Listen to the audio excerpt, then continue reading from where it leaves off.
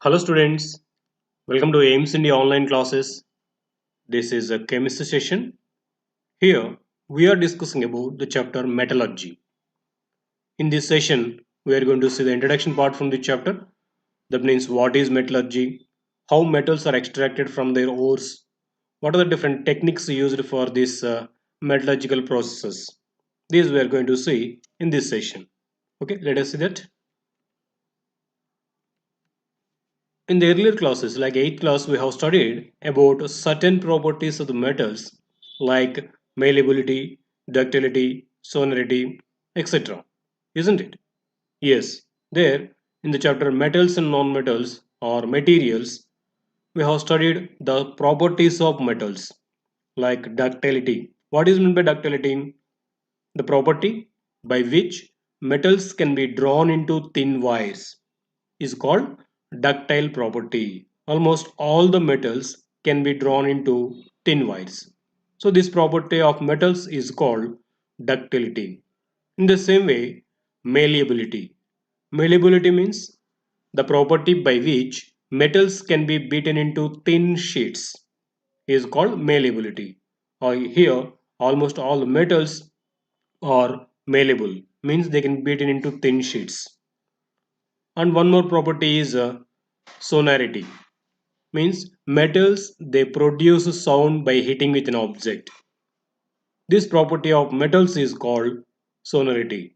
Not only these properties, there are some more properties especially for metals, like they conduct electricity, isn't it? They are hard enough, they are hard solids almost, they conduct heat and electricity, and they donate electrons. They are the common properties for the metals. Of course, there are some exceptions from this, but mostly all the metals they exhibit these properties. Metals play an important role in our daily life also. We use various metals for various purposes like gold and silver as jewelry, isn't it? We use some metals like gold, silver and platinum, these metals for making this jewelry. And some metals like copper, iron, aluminium are used for making conducting wires, electrical conducting wires, isn't it? We use these at our homes also. And these same metals can be used for making utensils also, isn't it? So, in this way, metals are playing an important role in our daily life. And even we use many household articles made up of metals on their alloys at our home. We know what is meant by alloy here. What is it? The mixture of two or more metals is called alloy. To improve the properties of these metals, some metals are mixed and then they form alloys. For example, brass, bronze, stainless steel, these all will come under alloys. These are made by mixing two or more metals. Okay, so these all are used at our homes regularly.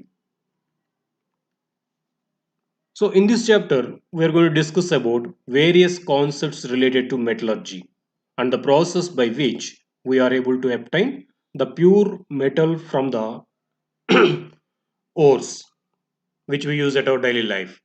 So in our daily life, we are using so many metals in their pure form. But these metals are not existing in the earth crust or in the nature in the pure form. Most of the metals are not exist in the pure form. So they exist in the different compounds form. So in this chapter, we are going to see how these metals are existing in the nature, how they're extracted, and from those mixtures, how these pure metals are separated, and then we are using at our homes. Okay. That is called metallurgy actually. Metallurgy is the process of extraction of metals from their ores.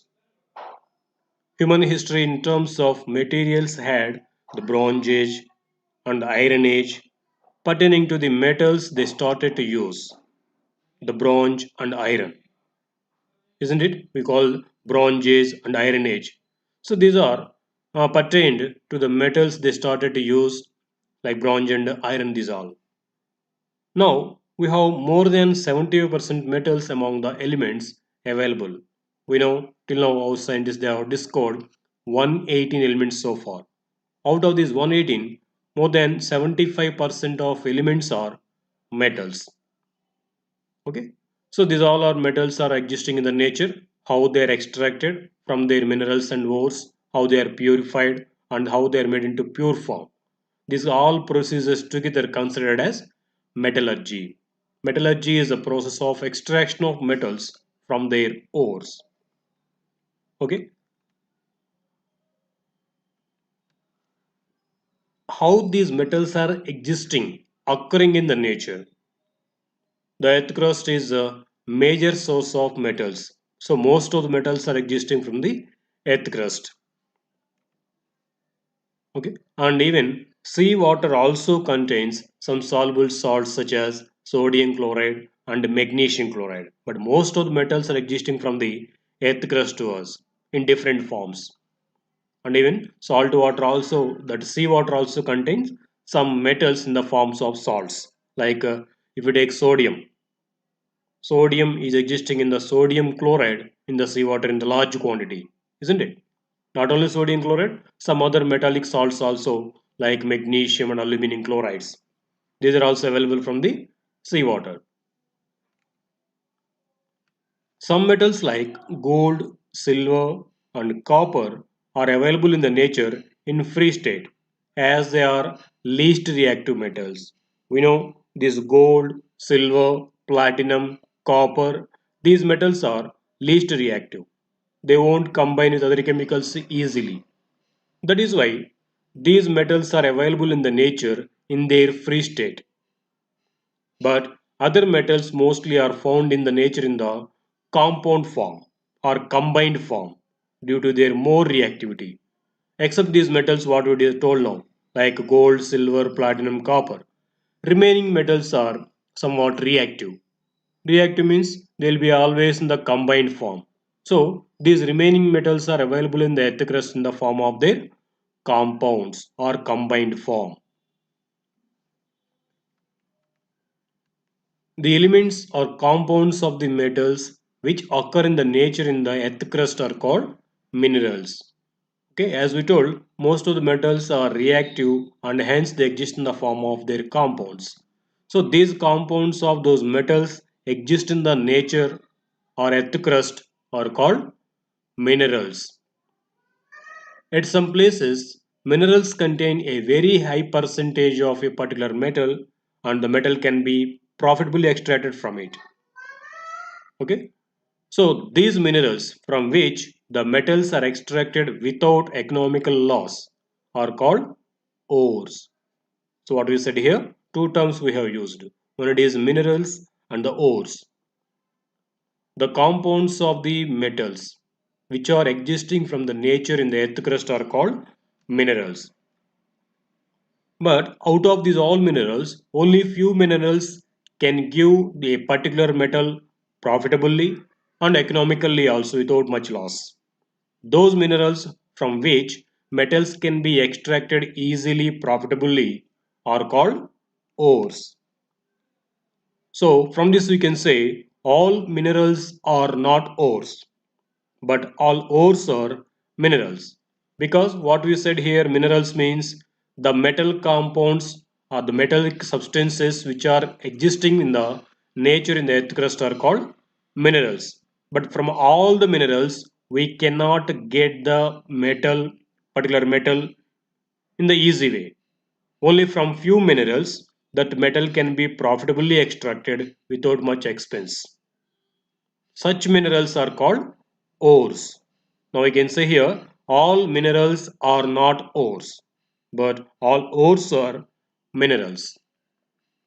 Okay.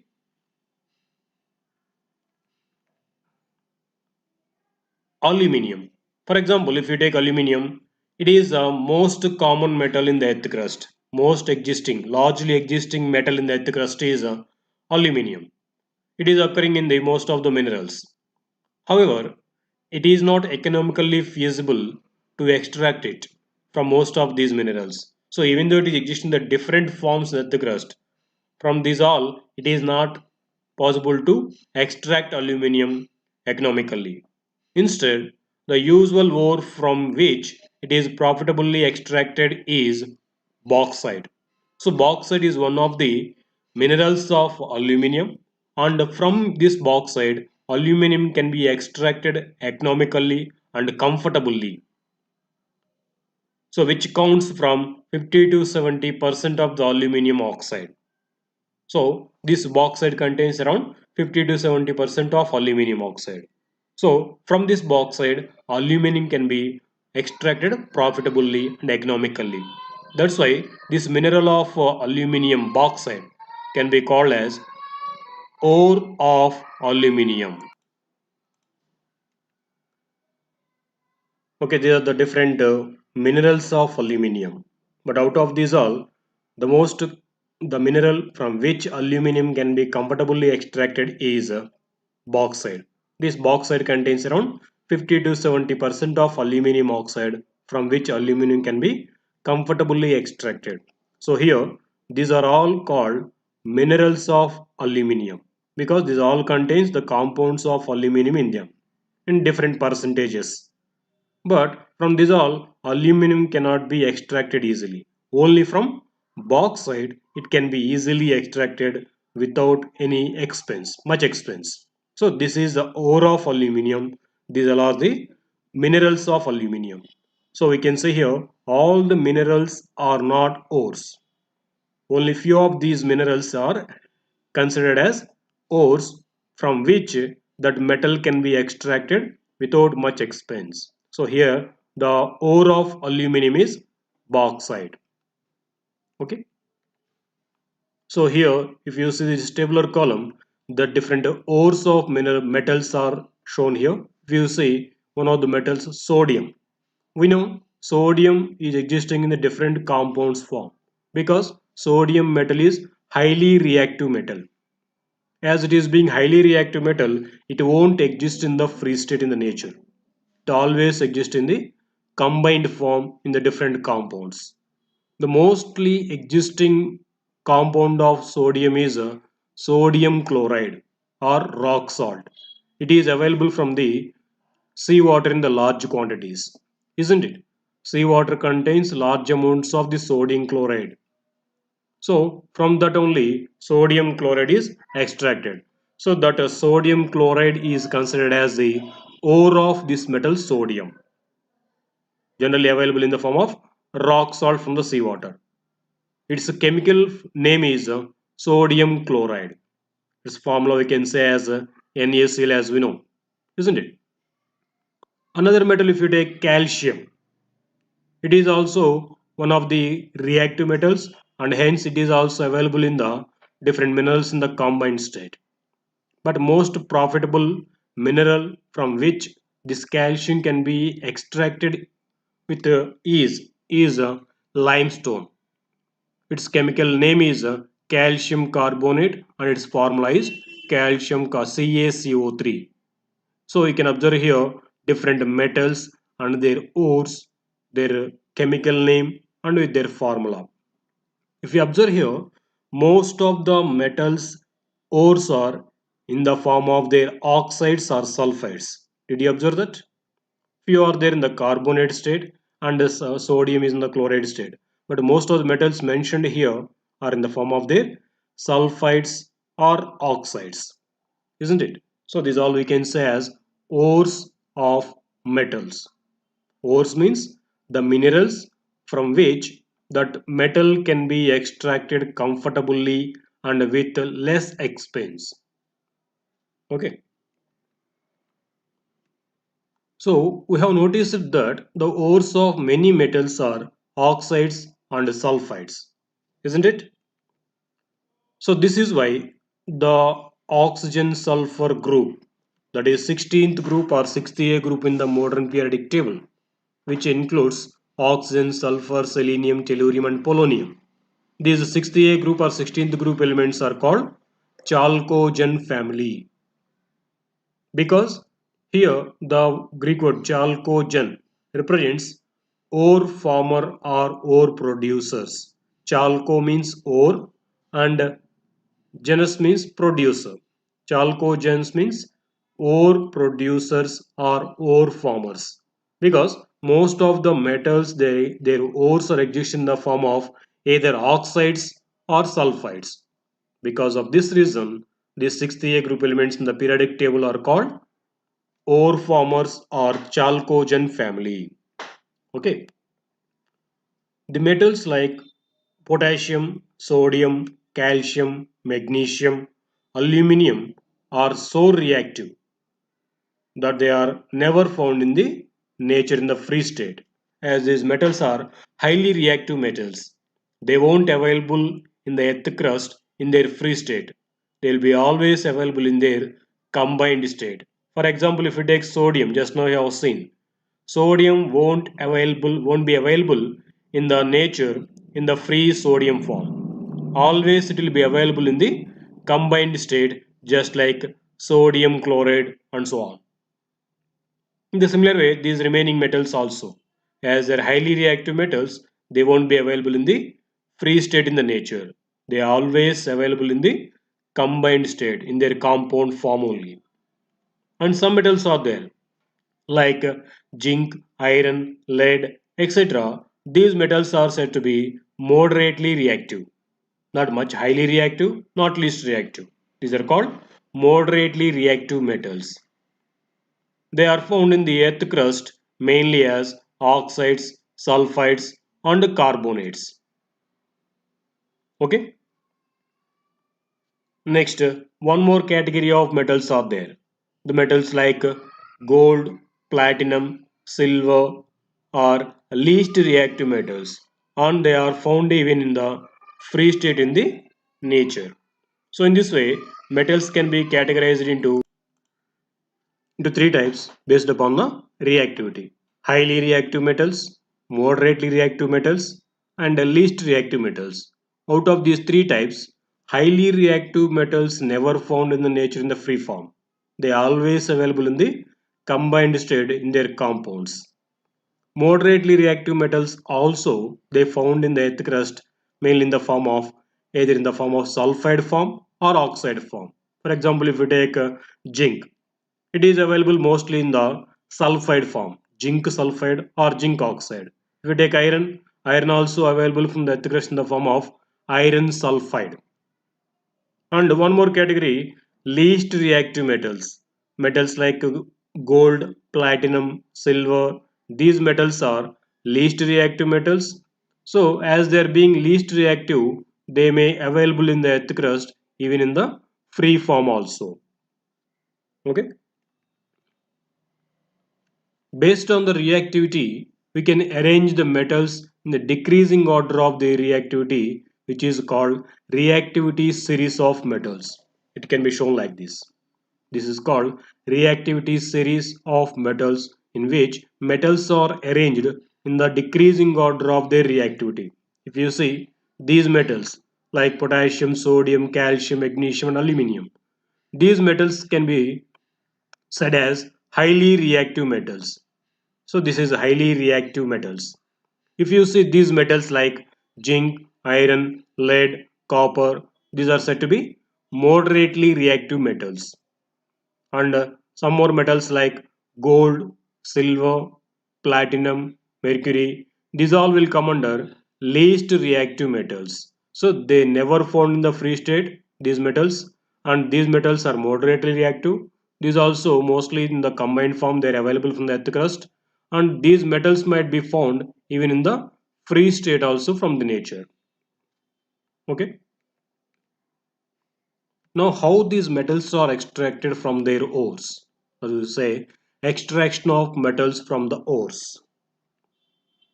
The extraction of a metal from its ore involves mainly three stages. One, it is a concentration or dressing of the ore. Means after collecting the ore of metal from the earth crust, it should be purified. Means it should be concentrated. It should be purified from the remaining impurities. That process is called concentration or dressing of the ore. Next step is extraction of crude metal from the ore. So after purification of the ore, after removal of all the impurities from the ore, metal will be extracted from that ore. That is second step. Next stage is refining or purification of the metal. So in this second stage, metal is extracted from its ore. It may contain certain impurities in it. So those impurities are removed in the third step, which is known as refining or purification of the metal. So there are the different steps involved in the extraction of metal from its ore. So as we told, three categories of metals are there: highly reactive metals, moderately reactive metals, and least reactive metals. So highly reactive metals are generally extracted by the process called electrolysis of the ore. Ore will be heated to very high temperature. After converting that into liquid state, that is called molten state, it will be undergone electrolysis, and hence pure metal will be obtained. And moderate reactive metals, generally they exist in the form of either carbonates or sulfides. So then they will be undergone different processes like calcination and roasting. Then oxide of metal will be obtained from those. This oxide will be undergone reduction to get the metal, and finally it will be purified. And least reactive metals, generally they are available in the nature as their sulfides. So these will be undergone roasting, and then metal will be extracted from them, and it will be purified by the refining procedures. So there are different stages and steps involved in the extraction of metal from their ores. Okay, thank you for watching our video. Please subscribe our YouTube channel AIMS Today and visit our website aimstoday.in for latest updates on recorded videos.